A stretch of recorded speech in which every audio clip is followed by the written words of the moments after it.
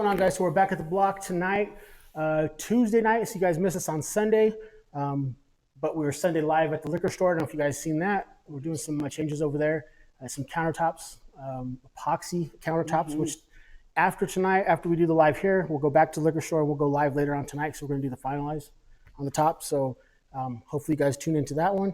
So tonight we got another special guest, another one of the whiskey wine gals that. Again, like I said, when Michelle was here, I wouldn't be doing this if it wasn't for you guys. You guys helped, started me, got me into it, and I just kind of went from there. And we've done lots of lives. Well, we appreciate you because you've helped us a lot as well. Yeah. It's mutual. So the first thing too is happy birthday, belated. Thank you. Last week, but we heard you were on a tour of the world, or I was country? In Nashville. Oh, kind of Nashville, just Nashville. You could say that.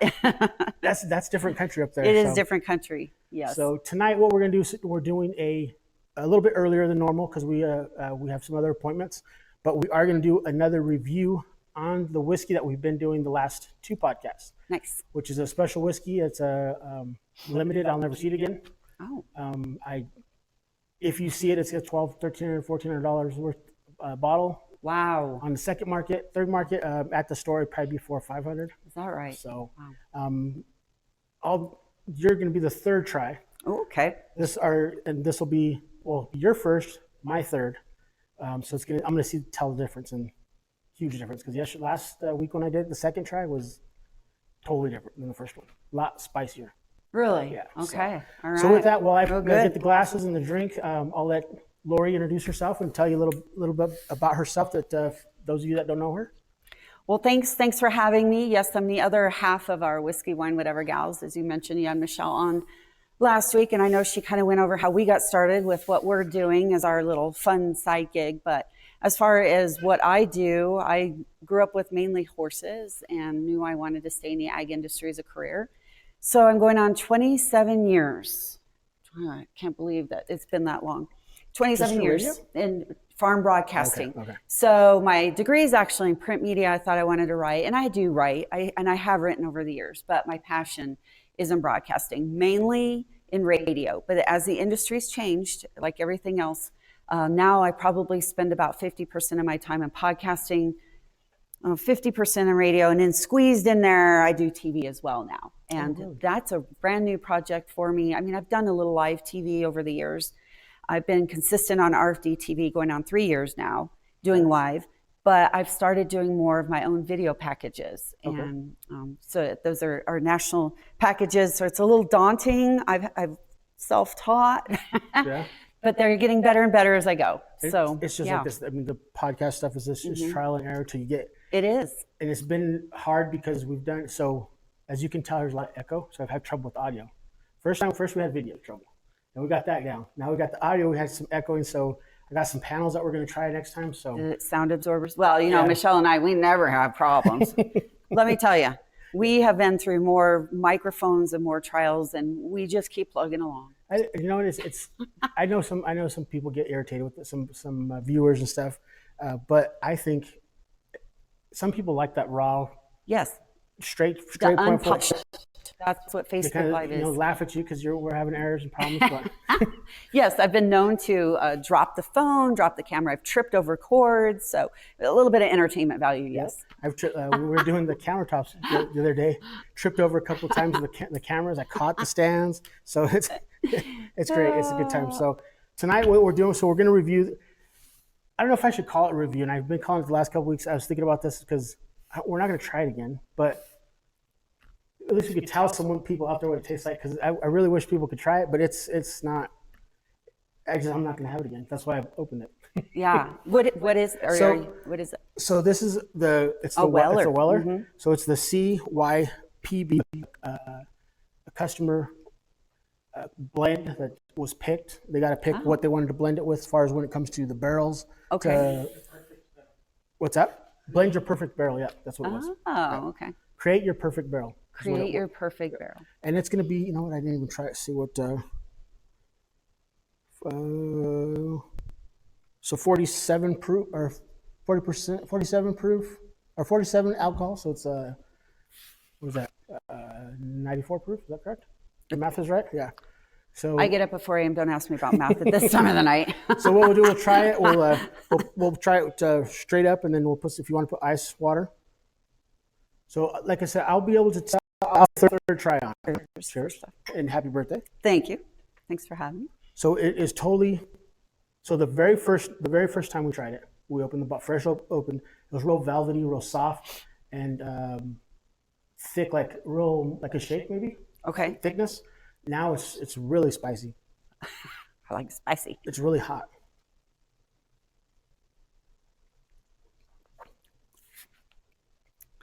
There is a bite to it, but I like a good bite. I like a good whiskey bite. And Michelle mentioned that. And I have a high tolerance for whiskey bites. So it took away. It did take away. We'll come back to it in here in the podcast, but there's kind of woodsy notes in it. Do you taste that? It took away the velvet, like the soft thickness. It took away. Okay. Took away the first time. You remember how it was real thick and like vanilla, almost like not vanilla, but that was the only way I could describe it, like thick shake. Yeah, it was like when you drink milk. Yeah. Like how you have that full texture to your liquid. Now it's just like on the front. Definitely on the front. But my second drink the bite wasn't as pronounced as the first drink. Yeah. Gets smoother as it goes. It smells spicier than it is hot. I smell spice, but I really smell a woodsy smell in it. Almost like a moss. It's definitely not the. We'll come back to that one. I am. It's not. It's just a lot. It's different. It's way different. Than Better or worse? It's I don't know yet. Because the very first time we opened it, I've never tasted anything like that, like it was. But it was real thick though. Like it almost just rolled back like ice cream. So is it the air that changes it? So the air, water, heat, cold, in the sun, Okay. any type of lights indoors and outdoors, is any type of alcohol's best friend and worst. If that makes sense. It does make sense. So obviously, if it's in the heat all the time, it's gonna be worse because it's gonna start evaporating. In the cold, it can't be too cold. It has to be. I think whiskey has to be stored at around at 60 to 70 somewhere in there. And if you store it in a cabinet, it's better to store it in darkness. Yeah, I did know that. I've heard that before. So yeah. it's gonna be. And to me, it's always hard to do that because when it comes on the truck, bottles like this are gonna come now. This allocated high dollar stuff. Managers bring that to the store. They don't let it come on the truck. Oh. Because they've been having issues and problems. You can only guess what they've been having with that. Yeah. So, but any regular case of whiskey or anything that comes on the truck and it comes in the heat. I mean, can you imagine in July when they're shipping that stuff to the store? Right. It's coming from the warehouse, 100 degrees outside. I'm sure the truck's 120. Yeah. So that's why I always say you're never going to get the same bottle. Yeah. I mean, you guys have tried several whiskeys. Yeah. And what do you think? Yeah. No, I think it's a good point. Yeah. I think that the heat's going to make it sweat, obviously, and it's going to lose. You're going to lose some. I've had bottles that you lose alcohol in it. Like it starts to drink itself. I don't know if I've had that happen, but yeah. And then these ones are all cork top. So if you keep them like wine is, so whiskeys that have cork tops, if you keep them like a wine bottle, they'll leak. Wine bottles won't leak, and you keep them tilted or upside down, and they won't leak because you got to keep the cork wet so it doesn't dry out. But any other alcohol, usually they're not pressed. They're not pressured. Oh, okay. That I did not know. So I just learned something new. I found that out myself when I tried to keep a bottle, keep the cork wet. What the hell is drinking my whiskey? So the big thing, other than your birthday, since you were touring the country and the world for your birthday, you have won what I was telling Michelle, and I've told you, is that you got the Grammy Awards of the ag industry, correct? Farm broadcasting. Farm broadcasting. Yeah. But in ag. In ag, yeah. So 2 of them.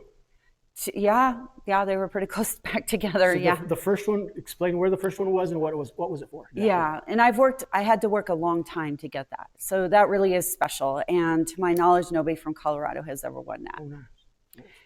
And there's not very many of us from Colorado that does this anyway. But it's through the National Association of Farm Broadcasting, which I was president in 2019. I was on the board of directors for 7 years before that. So it's a very special organization. But I'll admit, I've been nominated before and I haven't won. So how do you get nominated though? So another fellow farm broadcaster has to nominate you. Okay. And sometimes you know when they do, and sometimes you don't. So one of my colleagues or one of my fellow farm broadcasters told me she was going to.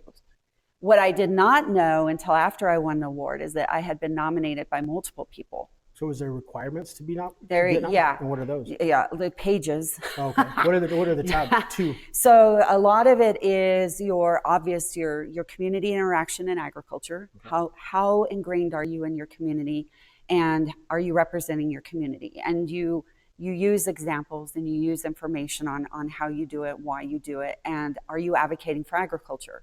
How are you doing it? Why are you doing it? And then it steps up and talks about how do you work with your national and your state, well, let me back up, your state and regional organizations. Okay. For example, we have the Morgan County Cattlemen's Association that filters into the Colorado Cattlemen's Association state level. Then it goes up to the National Cattlemen's Beef Association. Okay. So I work on all those levels. So it's ag and animal? Or livestock, grains, and then everything in between. Okay. So we're becoming very niche, just like a lot of farmers are starting to grow rye or cover crops for whiskey. Yeah. Dan Kaufman's a 4th generation farmer who owns a winery. So they're starting to get more diversified in a lot of different aspects, but mainly livestock and crops. And then if you want to even get more detailed, we could talk about the different crops, but mainly out here, dairies, feedlots, things like that. So how many radio stations then do you broadcast on out here? So as of right now, that's a really good question. So I've been on KSIR for a number of years. And then recently I went, about just under a year ago, I went national. Okay. I had an opportunity to work for a national network and I took it. Nice. And so now I'm on actually both stations out here, but multiple stations across the country. I do some radio for Successful Farming and they're on 350 radio stations. Oh, wow. I work for companies from the state of Washington to South Dakota to Iowa, and then a little bit on the East Coast. Some of those stations pick up the reports, but most of the networks are from South Dakota to here to Washington State. So now with technology, is it actually radio or is it online? Both. Is it both? And I actually work for a station that is only online. Okay. And they're based out of Lamar, Colorado, which is actually where I got my start. Okay. I started farm broadcasting in Lamar, Colorado, okay. And I was there for 9 years. Because they got a lot of stuff. Cantaloupes, watermelons. Oh, that's more up in the Arkansas Valley. Okay. So that's a little further west around Rocky Ford and Swink. Yeah. No, it's mainly dryland agriculture out in Lamar, Colorado. There's a lot of water issues out there, mainly milo, a little bit of corn, wheat, feedlots out there as well. But I'll tell you that most of everyone is online. Okay. They stream online. So then you're picking up, even at KSIR, we had listeners in Florida. Right on. So the market is getting more modern technology. Yeah. Farmers aren't just still pencil, paper, and radio. Absolutely not. Farmers are it's so funny you bring that up is, when people envision farmers, they envision that image of a farmer with a pitchfork and the wife standing by him with the tight bun in her hair and the dress up to here. That is so not. Farmers are so innovative. Yeah. They are so top of the line when it comes to technology. And they have to be, because if they need something, they don't have time to go consult with someone. They got to figure it out. Yeah. They are problem solvers. And the technology, just here in Morgan County, if you go out to Mary and Chris Crafts, you would be amazed at the technology that we use. I got to drive. I won't say who because I don't want to get anybody in trouble where it was at, but here in town, on one of their fields, so my brother was working there at the time, but one of their tractors, their GPS ones. You just sit back. I told my brothers, how do you not fall asleep here? Because it'd go down the road and then it'd stop and it'd come back and just back and forth. All you'd have to do is sometimes sync resync your GPS. Because you got to make sure you stay on those roads. But it was driving itself, just up and down the roads. They do that. And then they have autonomous now, which means you don't even have to be in them. Oh, man. You can literally control them from your phone. Like all the sprinklers that you see, the center pivots, just a little tap of your phone. Dang. Yeah. So as soon as they get down to the irrigation, when you're changing tubes, if they can get someone to do that. Now a lot of them a lot of people do still change tubes. And I've set tubes myself. Can you do it? Yes, I was actually in a What's the trick? What's the key to it? I was actually in a tube setting contest in Lamar.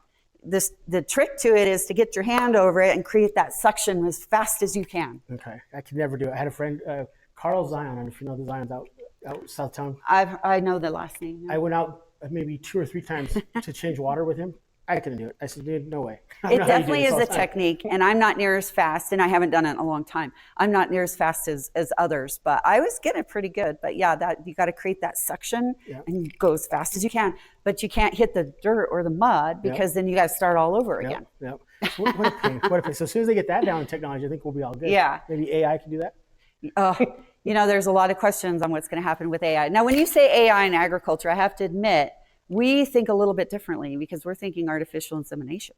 Oh man, I never thought of So that. when you start talking AI, I have to like sit here and think, okay, is he talking about artificial intelligence or artificial insemination? Because it has a different meaning. But there's a lot of questions on what that means for agriculture, and I don't think we know quite yet. I think that's going to be more on maybe the animal end of it, and probably more on the cattle side, milking. I could see that self without people, maybe just watching it. But anything else? What else could you? They already do that without people. Yeah, Yeah, there's robotic milkers out there. really. There are. I worked with so my brother-in-law used to work at not Empire, the one that's a little bit before Empire. I can't remember the name of it right hand, but I would go in there and help him, and that all the cows line up both sides, and you're just throwing the suction cups on them, and I guess that would be the easiest one to do AI, to do computerized. I would think. So I don't know what else. What other? There's no other. What else would you use it for? And I mean, a lot of other areas, they have a lot of chickens. True. So getting in there and feeding. But now, what's the chicken thing? They've cut off. There's a law against it now because it's humane, and some chicken farms have went out. And well, a lot of the reason that chicken farms are going out is actually because the avian influenza outbreak. Okay. You have to euthanize those chickens when you get them. When you get the AI, or when you get the no, the avian influenza, and so a lot of that's the main reason there. As far as being humane, those laws are not in Colorado as of right now. So what was the big deal for some of them? Just because the bird was it bird flu, or was it different? The bird flu is the avian influenza. Okay. Yeah, So that's the same biggest reason thing. why they don't do it anymore? Well, Or some of them shut down, I guess. some of them shut down because of that, yeah. And some of them are rebuilding. So Weld County, several of the larger chicken houses up there got it, and they're slowly rebuilding. Okay. And chickens, you can do that. But unfortunately, with cattle operations, it's so hard to get into it now. When they go out for various reasons, you can't hardly get started again. Yeah. It's really sad. So on the cattle topic, because this one's going to come up here soon, and because I'm gonna pick on it, and I'm gonna ask some questions. I'm gonna have some people hopefully booked for the podcast. Out, which would be southwest of Wiggins. Okay. I don't know if you heard or talked to anybody about this debate on the solar power field that's going up. Have you heard about it? I have read about it. I have not talked to anybody, but I've read about it. Yeah. Okay. So I'm hoping, as long as things go, because you know how when it comes to legalities and stuff, because right now it's wrapped up in some legal stuff with commissioners. But what do you feel about? Understandable, the land is not being used right now, but there was a cattle farm out there, huge cattle farm out there. They're just, I don't know if they just sold out or the company kind of pushed them out, or I mean, they're using all this land for solar panels. I mean, there's 4,500 acres worth of panel. I mean, that's a lot of land. Okay, I had not heard that they were pushing anyone out, so that's not cool. That's my opinion. Let's not say that I pushed them out. My opinion. That is happening in California, though. Okay. That is happening with solar panels in California. So it doesn't surprise me because not everybody's going to agree with this, but a lot of what goes on in California trickles right into Colorado. Okay. A lot of if you watch California, you will see that our politics follow their politics. A lot of what happens there, you'll start to see in Colorado. And I guess doing what I do, I have a larger picture. I don't spend my time in one industry. I know a little bit about a lot of things, and I spend my time in different industries. I work in different time zones every single day. I have, I think, a larger picture than a lot of people do. And when you start connecting the dots, what goes on in California does trickle over here. And we're seeing that even in electric vehicles. We're seeing that in all this talk about greenhouse gas emissions and carbon, and California is a leader in that. And guess what? We're coming up on that right now. Yeah. We're starting to see that. And, they have Proposition 12, which literally makes interstate agriculture commerce impossible, which is what I don't understand, and a lot of other ag organizations don't understand, and they're actually filing lawsuits, is that's not legal. Yeah. It is actually illegal to do that. But California passed it on a ballot initiative. And so now, in order to do commerce with California, which is a large ag state and the #1 dairy state, as well as specialty crop states, you have to follow their laws on how they treat their pigs, their chickens, their animals. So if they're free range, you have to be free range. And not everybody can afford that. Not everybody is set up like that. It's kind of it's a really hard to understand screwy deal. It is actually at the Supreme Court. And then they start saying, well, you can only feed them certain type of food. Or that's organic, yeah. Organic food. So are they pushing? What do you feel? Are they as government pushing? I mean, out here, are they pushing our farmers out? Are they? I know they're kind of giving them some money, but I mean, money's not, in the end, it's not covering everything. No, and it also makes you wonder. I mean, at what point do you stop giving money? Can we be sustainable? Yeah. At that point, because all the government's doing is using our tax money to give back to the taxpayer, right. But not in a sense that's making them any money. Right. Because I mean, they haven't lived here for years. They haven't farmed this land for years. I mean, just because you made money this year doesn't mean you made money the 10 years before that, Exactly. Farmers are always up and down, up and down. You can never, Mother Nature decides what money they're going to make. Yeah, absolutely. And farmers are the only industry that pays retail for all of their supplies and inputs. Yeah. They don't pay wholesale. They don't get a break. They pay retail. They pay what you and I pay. Yeah. Yeah. And that's what drives the prices up for all of us, because it's got to come somewhere. It's got to get filtered through your system, and someone has to pay it. So hopefully that type of, I started watching a lot of that, and I started reading, and I won't get into too much of that because I will once I get. And it's hard to understand, and there's a lot of different sources out there, and you don't always really know. Yeah. But back to your solar power thing, or the solar panel thing, I think that's up and coming because the government is wanting us to go all renewable energy in a few years, and I'm not sure how we're going to do that. The solar panels are a big push in there. And there's pros and cons. When my last TV segment, by the way, was on agrovoltaics. Okay. That means solar panels, but farming underneath. And when I'm talking about farming, I'm talking about crops, and I'm talking about herbs and vegetables, but I'm also talking about sheep.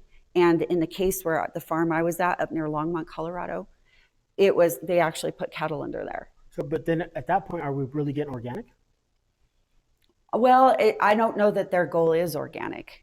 So it's not benefiting us, right? I mean, if we're wanting eat healthier is to go organic, correct? Without all the pesticides, all this. But if they're going to do this stuff underneath the solar power, organic is a questionable term as well. Yeah, because I think it's a marketing term. Definitely, for sure, I think it is, because I think you can't grow something without. If a rabbit runs through your field, you don't know where that rabbit has been. Exactly, that's exactly what I think. And you don't have the same soil every year to produce the same plant. And we do have organic growers in our community, so I don't want to diss anyone, and I do cover organics, and they do make a premium, and a lot of people are into that. I believe it's a marketing term, and I believe that farmers who are doing things right are growing fresh, healthy, sustainable food. Yeah. So I think, again, I won't get into too much of this solar thing, because I'm gonna have the debate or the questions with someone late down the road, and you'll see it. But I just don't feel that we know everything about it. The pros and the cons, and I think there's more cons right now than there's pros. And I really think that out here in our area, because if you map it out, we are crosshairs, middle America, center of the United States. And I've always been that, maybe not Fort Morgan's not crosshairs. I think you go towards more Akron, up east, you're dead center, the U.S. And I think stuff grows from within out. Mm-hmm. And what better place to do start here? Well, and there's a lot of questions, like even on wind farms. What happens to those towers when they don't work anymore? Yep. You've heard of turbine graveyards. Well, heard of that with solar panels as well. Did you see the one that just had the accident in Pete's? I did see that. That was crazy. It just snapped like a... Yep. One of the propellers flew off, and it just... Luckily, no one was there. Yeah. No one was there to, get hurt, because that could have just totally killed people. And they throw a lot of ice. Yep. So if you have a house around those... But that's why we have setbacks, but... then there's a lot of controversy over setbacks too. So. I think that what's sad is that I think that they they're out here in our area. They're taking people's land that is generations. I mean, you could probably trace it back decades. I mean, and that's sad because it's getting used for not the purpose it was left for by your great. But the argument to that is private property rights. So if you are selling your land to a wind turbine and you own that land, you have the right to do that. Yeah. And the last thing, folks, that we want to do in this country is lose our private property rights. Yeah. So you may not agree with it, but if that farmer decides to sell, make sure you keep your mineral rights. And that doesn't always happen either. But if that farmer decides he wants to sell to it, no matter who it is, that is their right in the end. And you may not, I mean, we may not like it or what happens to it, but we do not want to lose that, because that's when the control is going to come in. Yeah, and I think so I read into some of what's happening. Big Corp is taking a lot of it. Is kind of the money behind it, and a lot of the money behind it in these panels that I just researched on are from Tesla, and they're just pushing people out. And it's not cool. Are they paying fair market value, or do you know? That I don't know, because some of the public records have been covered up. So if you get a chance, ask if they're paying fair market value. If they are, yeah, the farmer may be pushed. I don't know the story, but the farmer has the right to sell to them. And that's understandable. But are they told? Now there's talk. You know, there's this whole ethanol pipeline discussion in South Dakota. I have heard, and I don't know if this is true. I've not fact checked it, but I have heard sometimes those companies use what's called eminent domain, and so they'll figure out a way to make your property unusable. And then they literally take it. And then also seen what they do is they say they contact you. Like some of the people that own land out here, they don't live in the area anymore. I mean, right. Especially out on our corner, what would be, like I said, the southeast corner of Colorado. Stacks of mail that was said, oh, we couldn't find this. We couldn't find it. Return to sender. Come on, man. Mm-hmm. Somebody answers a mailbox somewhere for that land. I guarantee you, because they got to pay taxes on it. Right. That's true. So how can you tell me you return to sender? You didn't find the owner. That's true. Yeah. So it's controversial, and I think it'll come up a lot probably in the next 5 years. I think it's going to be really big, and hopefully we can get. Like I said, I got some people booked, but with the controversy of it, I don't know if they'll stay with it. And I've read on some of that, the one you're talking about near Wiggins, there's some health concerns out there too. I haven't fact checked any of that, so I have no idea if that's true or not.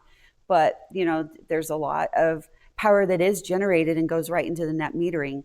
Is that power being contained, or is it? So the batteries they use for it is what we got in our cell phones. The land will never be able to be farmed for one, and animals probably will not be able to live on it.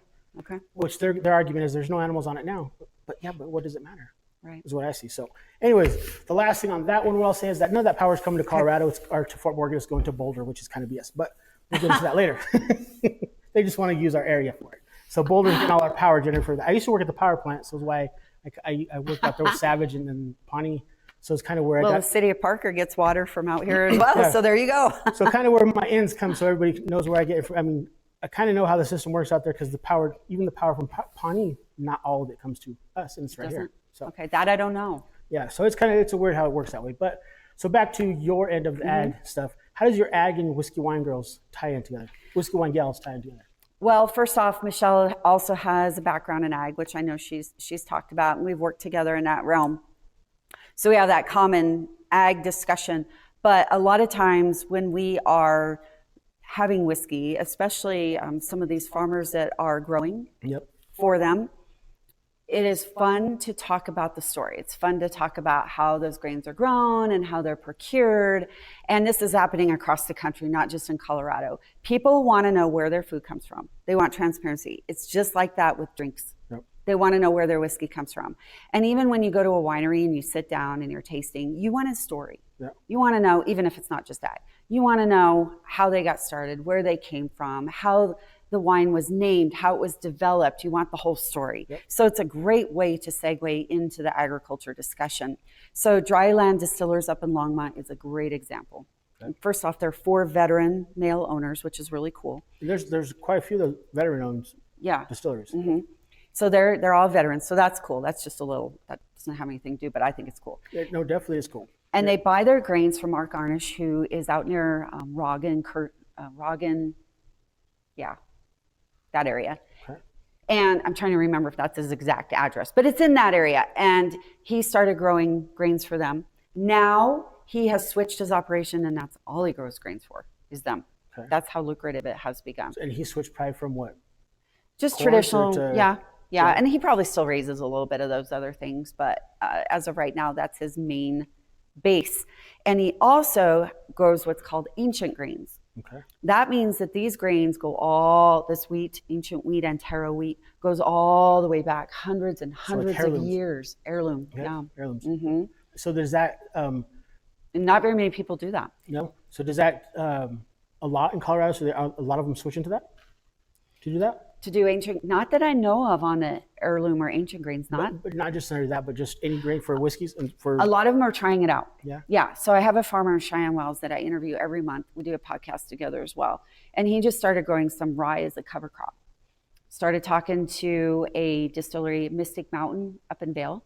Okay, I think I've heard of that one. Yep. I don't think they're actually in Vail, but in that area. And gypsum, I think. Gypsum or Vail. Anyway, that's all in that area. And started talking to some folks up there while he was on vacation. And the next thing you knew, he started growing some trial grains for them, some trial rye. And now it's done really well. Now he grows rye for them. Nice. So have you seen anybody grow any hops for beer? I don't know anybody personally who's growing hops right now, however I used to. A lot of that is up in the Fort Collins area. Okay. Yeah, they just have the right climate for hops. Yeah, because that just goes straight up on a telephone pole. Those hops, Okay. it's pretty cool. It's pretty good, cool flower looking. Yeah. I do know a lot of our hops in Colorado does go right into our own beer here in Colorado, Budweiser and Coors. Yeah. So how about, what do you think about this one so far? Oh, I like this one. Yeah? I do like Because this. you are everyone pronounces it different. Blatons, Blatons, Blanton's. Yeah, That's how I Blanton's. pronounce it. caramel, what do you say? Caramel. Caramel? That's funny because there's a place called Carmel, Indiana, and I was recording a report about it because that's where federal milk marketing hearing went on. And I was like, do I say caramel or caramel? Hey, real quick, guys. What's up? Michelle jumped on and said, "Hold on, friends." Oh, nice. Hi to Michelle. Michelle. She's watching. That's cool. We've had up and down. We had 10, 12, and now we're down to about 6. But thank you guys who's watching out there. We'll cheers to you guys on the second glass. So this will be the second one. What do you think? Spicy, good. Would you drink it? Would you buy it if it was a reasonable price? Yeah, I would. Yeah? Yeah. Going back to some of the things you've done, you had us try one time called Journeyman, Yes. and that was a wheat one. I went back to your store and bought that. I really like that. So that one is, I think people in this area are just not onto it yet. I think it's one of those sleepers that the story behind it's cool. Did you have read about it? You briefly told us about it, but So it's been a little while ago. distilled in a, I forget this right again, corset buggy warehouse. So back in the day, the whips and corsets, the women used to wear the it's a belt, right? Yeah. So the corset and the buggy whips and buggies were made in the warehouse that they make it distill now. So that's a cool story, and I just don't Where's think. that at? Do you know? Why'd you have to ask me right now? Michigan. Okay. Well, that would make sense because there's a lot of Amish up in that area. I think that, don't quote me on that. I'll have to go back and look. But so that was the thing that I think that's why they're not so hot right now, because where it's made at and where it's distilled at is just not, Okay. unless you're from Kentucky or down that people don't want to drink your. Well, and I brought that up because this kind of reminds me of that. It's to Now me, that you it's say kind it of does. it's kind of in that similar woodsy taste and Yep. kind of that bite taste, Yep. and that it's lingering. It starts in the front and ends in the back and kind of stays in the back. Now that you say that, I definitely see that. Yeah. So that one, how I got turned on to that one. So it's big in Texas. Oh. My cousin, he was actually on our live. We called him from down in Fort Worth. He turned me on to that because it's 100% wheat, wheat whiskey. So the first day, and he was right. The first time that I opened the bottle and tried it, I did not like it. You didn't? But 5 days later and 10 days later, it got better with the air. When air hits it, because air will I bring really the notes liked out. it. Will make it breathe, help it breathe a little bit more. So I liked it. I just don't think people are turned on to it yet. Yeah. It was really good. I would suggest that. Yeah. So, what is your go-to? Like, what is? You just want to go home. You just want to pour a little, kick back. What is your go-to? Tequila. Well, okay, I did know that though. As far as whiskey or bourbon, and honestly, even again back to when you guys started. When I started with you guys doing stuff with you, is whiskey was not my thing. It wasn't. To be honest with you, what I've learned of it and about it for the last 3-4 years, maybe 5, but it wasn't my thing. It just my sister she liked it a lot. I have a couple, my cousins like it. I just wasn't. I don't know why. It just never. Well, not everybody has a taste Yeah. for that. But now I'll try it so I can see what the craze is about it. But everybody will kill me or shoot me when I say this. I want to throw a shot of Coke or Pepsi, Diet Coke in it. I gotta have some soda in it because I like the sweet taste. But I have tried some whiskeys that have that real sweet flavor that I'll drink straight. But tequila's the thing. Tequila is your thing. And I hate. And that's all right. I don't like blatants. Sorry. I'll drink it, but I don't care for it. Everybody has their own taste. I mean, that's the beauty of liquors and spirits, and everybody's got a little take on different things. Just like some people like sweet wines, some people like dry wines, some people like red, some people like white. I mean, that's the beauty of the whole thing. I think it just got over, like, I don't want to say it, people got into it too much. I mean, people are into some of this whiskey, like, they don't even want to take the first, when you open it, they say the first pour because of the air on the top of the bottle. I mean, they get too, that's getting almost ridiculous, I think. Yeah. It even does in tequila too, but. Yeah, and I like Blanton's. My go-to, though, just my everyday, is Stranahan's, which is made right here in Colorado. Did you get the Blue Label this year? I did not buy it this year, but I have in the past. Okay. Yeah. I think I got a couple left of that one. But that one, what is the big deal with that one? I haven't tried the Blue Label, which is their winter. Yeah, it's more high altitude, I guess, if you will. The bite's bigger. Yeah. That's what I think. The bite's bigger. Which Stranahan's do you like? I just like original Yellow Label, but I do like the cherry cask. I have tried that one. Okay, I do like that one a label, lot. right? Yeah, that's a Maroon Label. That's not my go-to, but I do like that a lot. And my dad's a whiskey drinker, so we both like that a lot. So what's your top? Obviously, we know your top one. What's your top 2, 3? Let's say it's top 3. Oh gosh, that is a really good question. Now you're catching me totally off guard. And I like the craft distilleries, the ones that small batch that not everybody's heard of. Like I have some from Wyoming right now, from Cody, Wyoming. Which one is it? Oh, now you're going to ask me that. Alicola? Has a brown label. Oh, I know what you're talking about. Okay, so that's right now would probably be my other one. Have you tried that oil fire that comes from, is it Wyoming? It does come from Wyoming, yeah. Have you tried that? No, I have not. There's a craze on that one, but. Yeah. No, I have not tried that. So I do like craft, like dry land distillers. I do like the craft stuff. So I would say any of those are probably up there. But I do like, I like Wolford Reserve a lot. That was a good one. Yeah, kind of medium. Good one. Yeah. It's not high dollar, but it's not cheap. I do like that one a lot. I used to love, and this one's totally off, probably, especially off what we're drinking, but I was a huge Crown drinker. And I really loved the XO, their Reserve, their red and blue label, their which XR. I really liked that one back when those came out. But I used to be a huge Crown drinker. Yeah, for a while. I'll do some Apple Crown once in a while, but I'm not a big Crown person. I think maybe 10 years ago, it got too commercialized, and I think their batches just got. Especially when you drink a really good whiskey like this, and then you drink Crown. Yeah, you definitely could. Then you could taste the difference. So when I was in Nashville, I drank some of Jason Aldean's whiskey. How's that one? I've heard ups and downs on that one. If you like smooth, you would like it. It is too smooth for me. What about? There wasn't much to it. So I'm going to get my hands on here soon. The Chris Stapleton. What do you think? Have you tried that one? Oh no, I have not. So that one comes from Buffalo Trace. Okay, and I do like Buffalo Trace. So it's going to come from the same. Ah. So there's where the controversy comes in with the Weller, Buffalo Trace, Eagle Rare, because of the fact that they say it's the same mash bill. Oh. Same thing with Ancient Age and Blanton's. Okay. Remember you did tell me that, yeah. So the same mash bill, but aged longer. Okay, I did not realize that. And from what I understand, I haven't read completely on it, but the Chris Stapleton one is going to come from Buffalo Trace's mash bill. Okay. So, and it was supposed to come out this week. They pushed it back because they can't keep it in stock. Which then, when you come to that stuff, I think is a bunch of BS. But well, that might have to be a whiskey wine, whatever night with you and Michelle. That one's going to definitely be that, because that one is on my radar to try. And the other one that's on my is a cognac that I haven't been able to buy either. It was offered to me when I told the guy, the rep, I said, I don't want it because I don't think it's going to sell. Have you seen Shay's podcast, Shannon Sharp's podcast? So he has a cognac that came out. I thought it was just going to be, it's Shannon Sharp. I'm not a Bronco fan, so that's why I didn't buy it. So, but he had a huge blow up, like in what they have, like 4 million views on with Cat, the comedian, Cat Williams. So obviously the podcast blew up, the cognac blew up. Now I can't even buy it. I should have took it the day I was offered it. I should have bought it. So. But that's the other one that it's going to be we got to do that one together.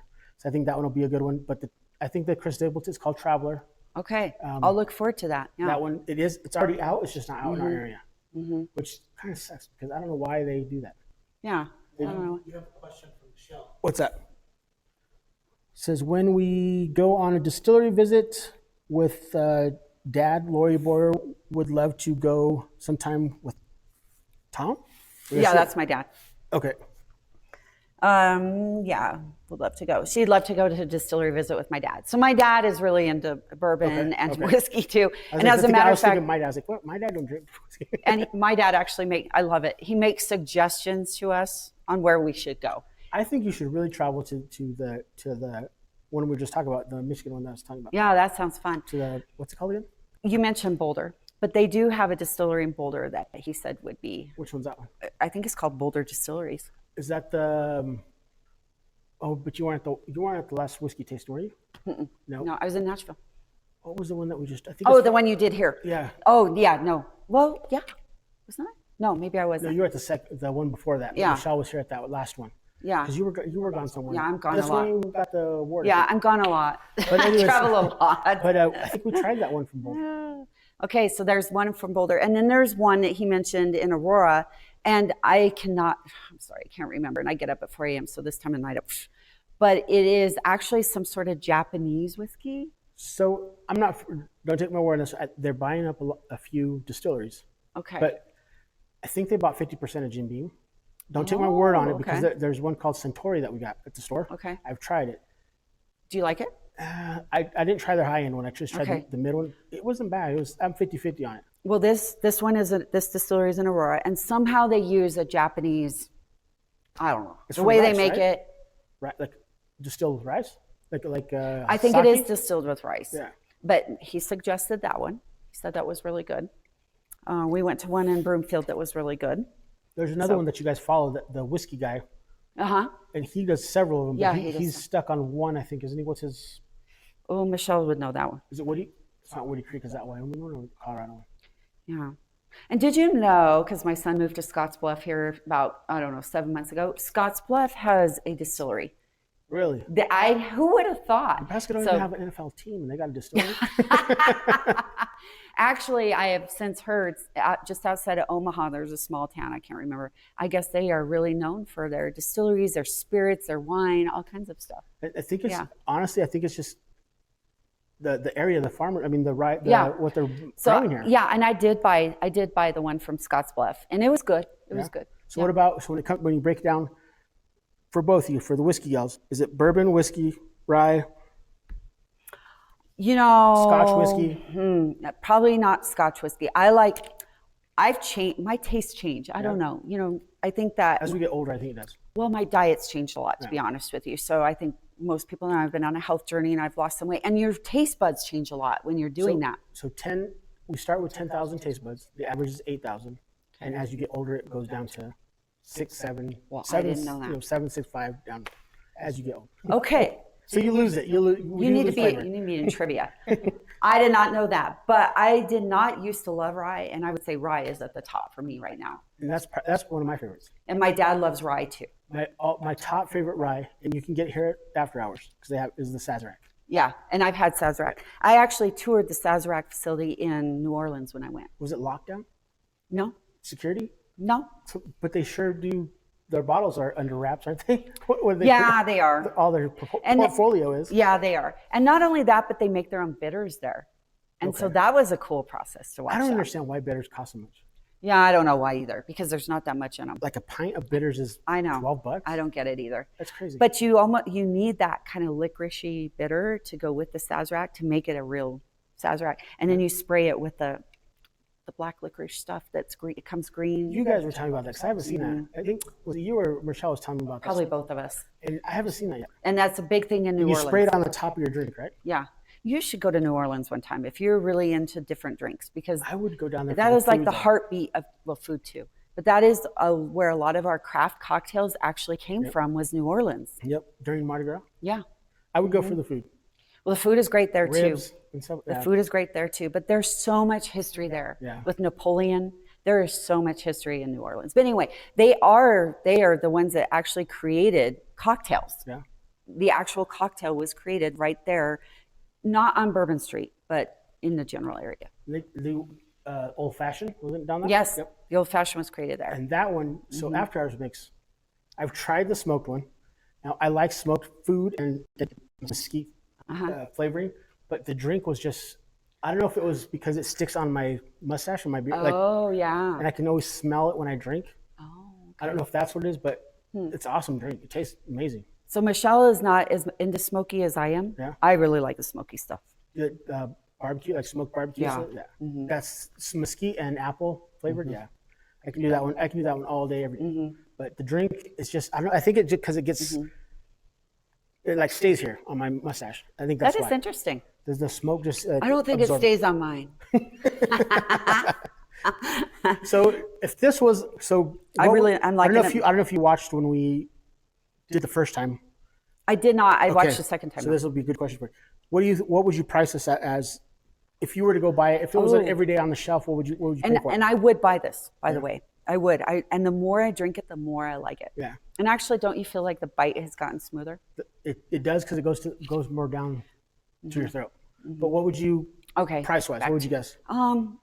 Like obviously we know what second, third market is, but if this was on the shelf, it'd be $400 or $500 at the store. But if you were to purchase it every day, if it was an everyday buy, between $65 to $80.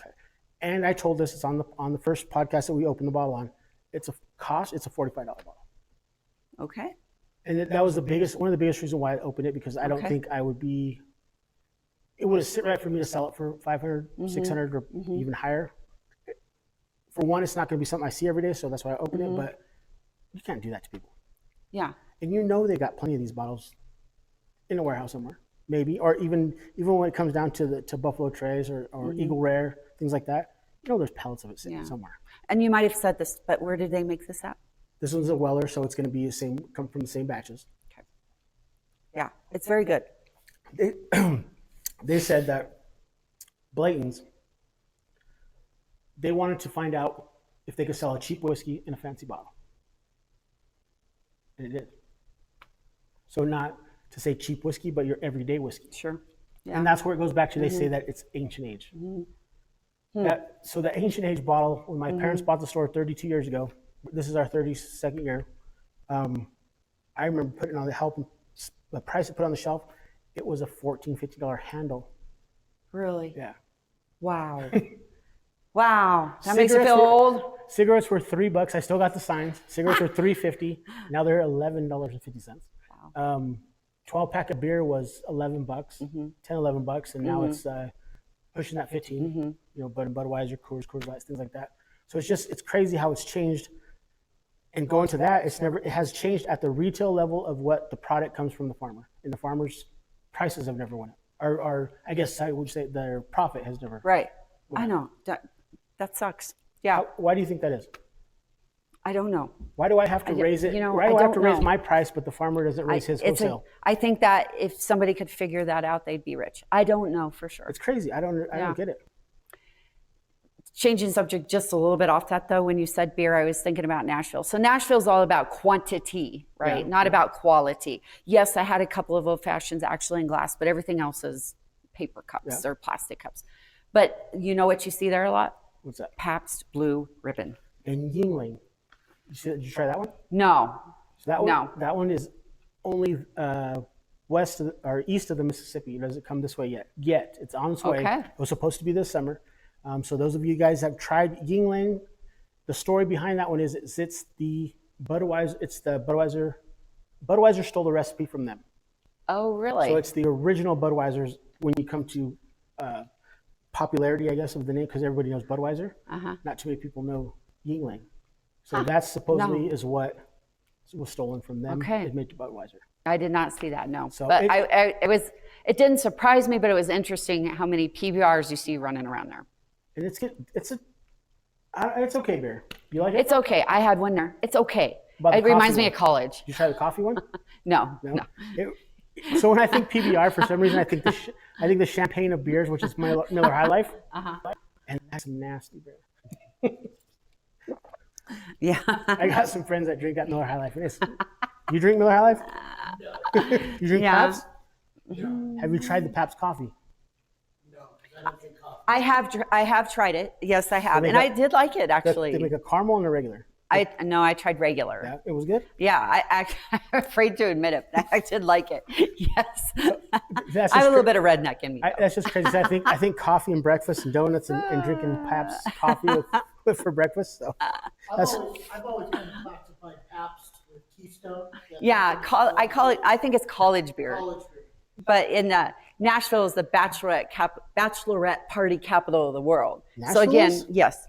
So again, it's all about quantity there. So of course they're going to want cheap beer. So I probably need to go party in Nashville then, right?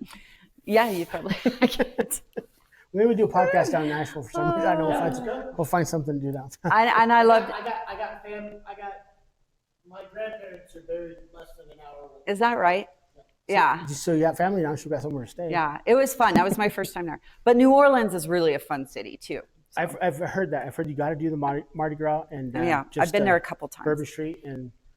So the beauty of my job is I do travel, and I'm traveling more than ever now that I'm national. And a lot of our big ag meetings are in like New Orleans because the convention center has to be big enough to hold thousands of people. At the stadium? Yeah. No. It's at they call it the NOLA Convention Center. But they're usually in Orlando, San Antonio, and what am I missing? Oh, and New Orleans. Okay. I'm going to Houston here in 3 weeks for Commodity Classic because the convention centers have to be big enough. But next year, Commodity Classic is in Colorado for the first time. So I read somewhere, Texas is always, because everything's big in Texas, right? Because you got cowboys come from Texas, all this. But I've heard that Colorado is more agricultural than Texas. That's probably true. Yeah. I don't know that for sure, but just based on my limited knowledge. In ag, probably not animal, probably not in cattle, but in production agriculture, I would probably agree with that, just based on my limited knowledge. So we don't get no credit for it, really, is what's coming down to. Well, sad to say, when I go to meetings and I say I'm from Colorado, what is the first question I usually get? Did you bring me some gummies? Did you bring me some brownies? I was going to ask you on that one. Now that you brought that up. Yeah, and I don't like it. How many farmers are switching to that? Right now, none, because the big thing was hemp, and they lost their ass, right? Yeah, they lost. Yeah, the market tanked. What was it? There just wasn't enough. What happened was it brought a premium. So a lot of farmers started producing the industrial hemp, there's industrial hemp, right? So industrial hemp is in a lot of things. It's in your windshields, it's in your tires, it's clothes, paper. That's industrial hemp. We don't grow a lot of that here just because of our climate. You need a more humid climate. And then there was the hemp that didn't have a lot of THC, so that's what goes in your gummies, your CBD hemp. Exactly. So the THC level is lower than the 0.3%. That actually goes into marijuana. So even out here, we had a lot of farmers start to grow that. Well, too many grew it.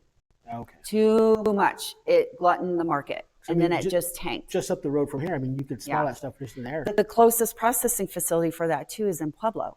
Okay. So there's not even enough capacity to process it. Okay. So the market. Farmers have to invest in new equipment. They actually kind of just modified what they already had. So it was just on the cutter side because they sent them down to Pueblo, right? Yeah, and there is specialty equipment actually in the San Luis Valley. They actually manufacture that, but a lot of farmers just kind of created their own what they needed to and did it. But because the market tanked, we don't have a lot of it anymore out here. So what about on the actual plant side of it? The THC side of it. Did you see farmers switch to that? No, most farmers do not grow that. That's usually grown in a greenhouse. So it's a myth. So up in Denver. A lot of people think that's wild in our fields. Yeah, so what's funny about that, is that people who are jumping the fence are not going to get that that fix that they thought they were going to get. So CBD and industrial hemp is long and spindly.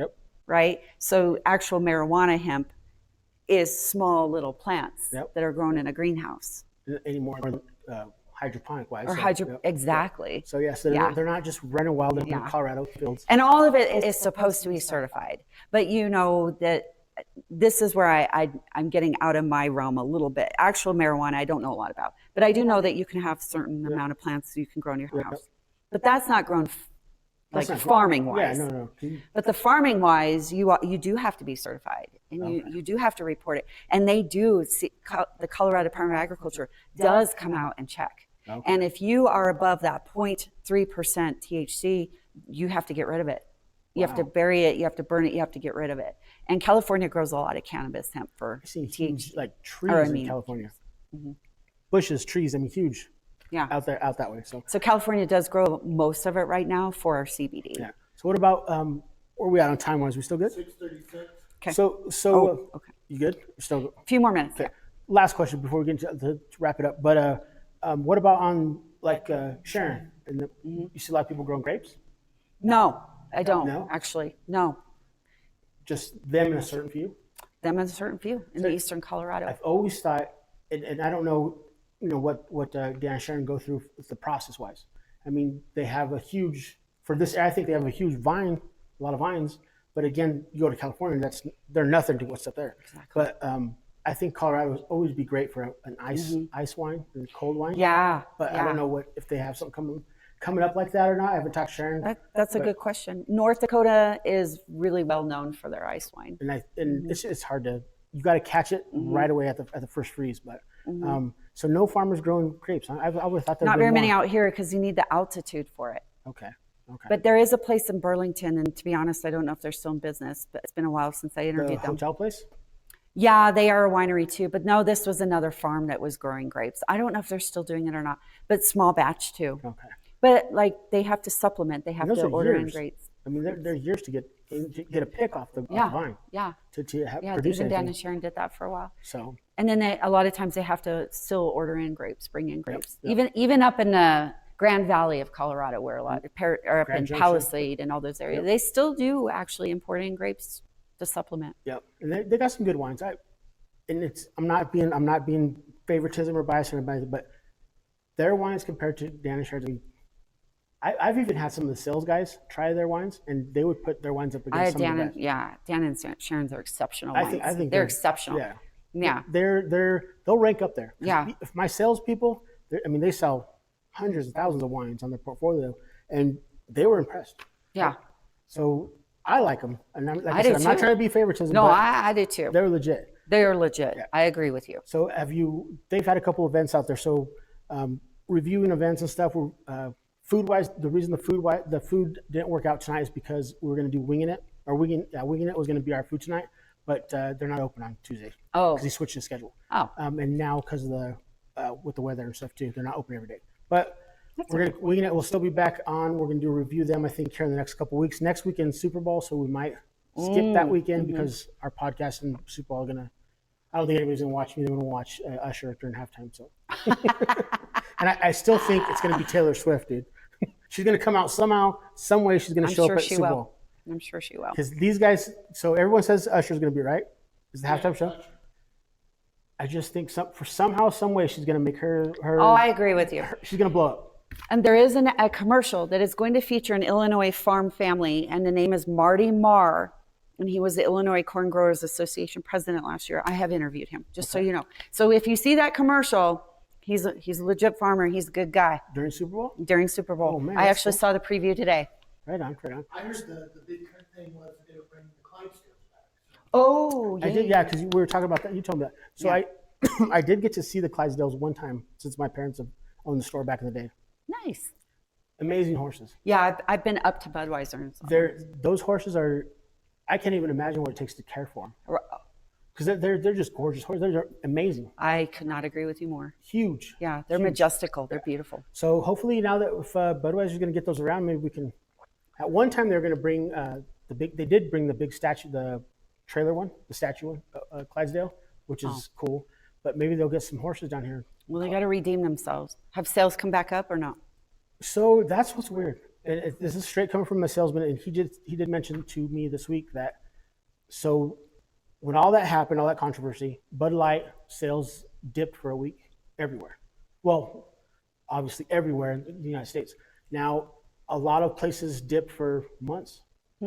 50% decline in keg sales. I stayed the same, and right now they're above. Really? And I wouldn't have guessed that. and this is where I how do you want to say it? Because politics plays a big thing in this issue, especially the controversy Bud Light went in. And it sucks because you can't, as a business owner, you can't say anything. You can't side, you can't stay in the middle, you can't be on right or left. You just don't say nothing. And people were talking, people were saying stuff.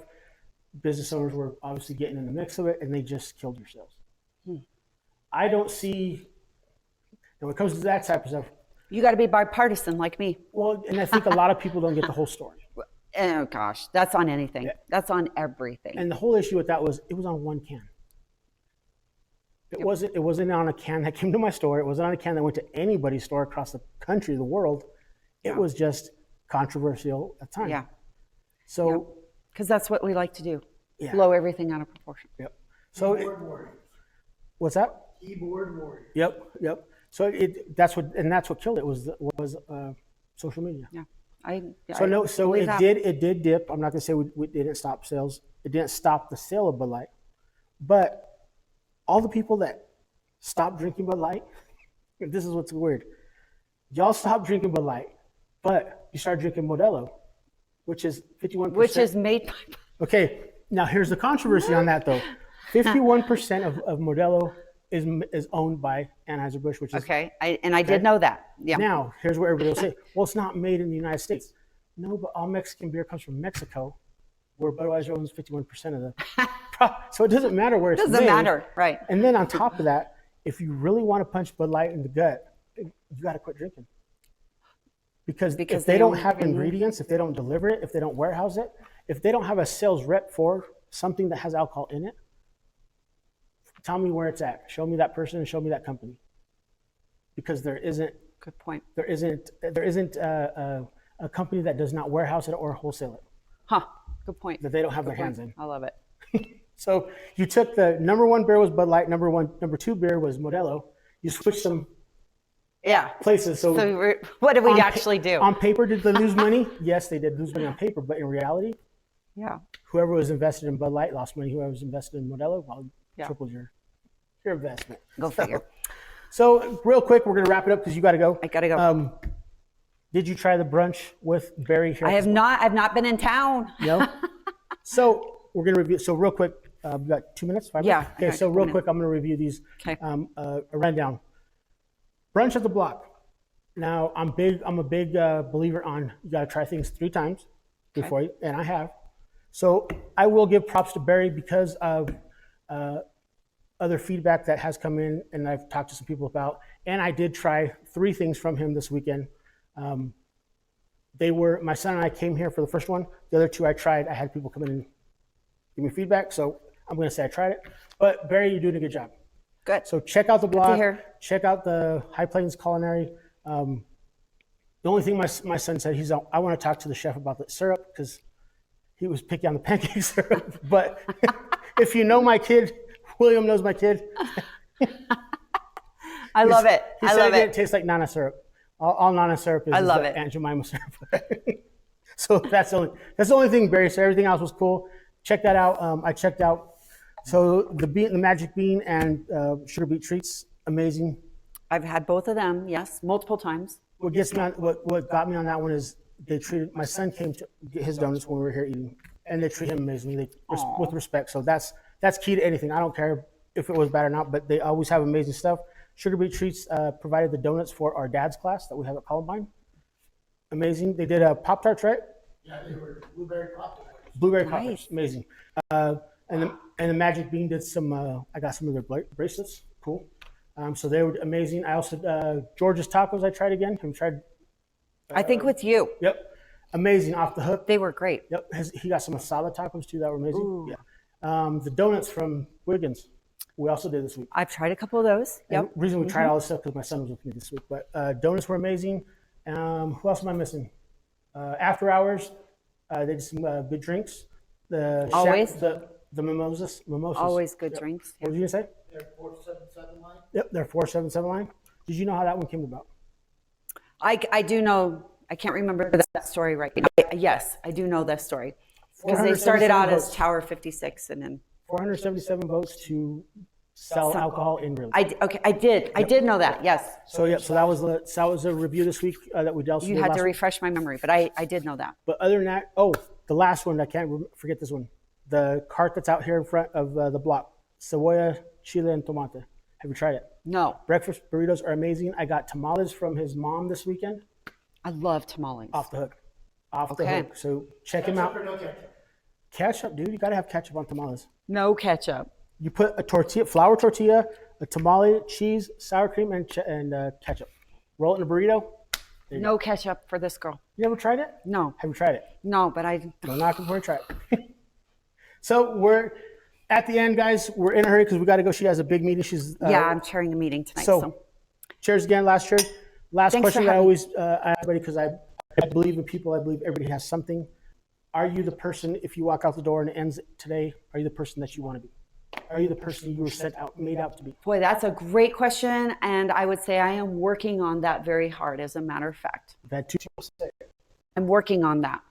I would say I'm not there yet. What do you have to do? A lot.